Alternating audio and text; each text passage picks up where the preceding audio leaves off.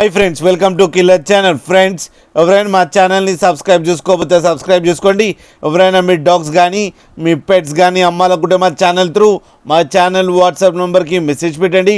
Friends, ఇవాళ మీకోసం top quality Labrador female puppies తీసుకురావడం జరిగింది.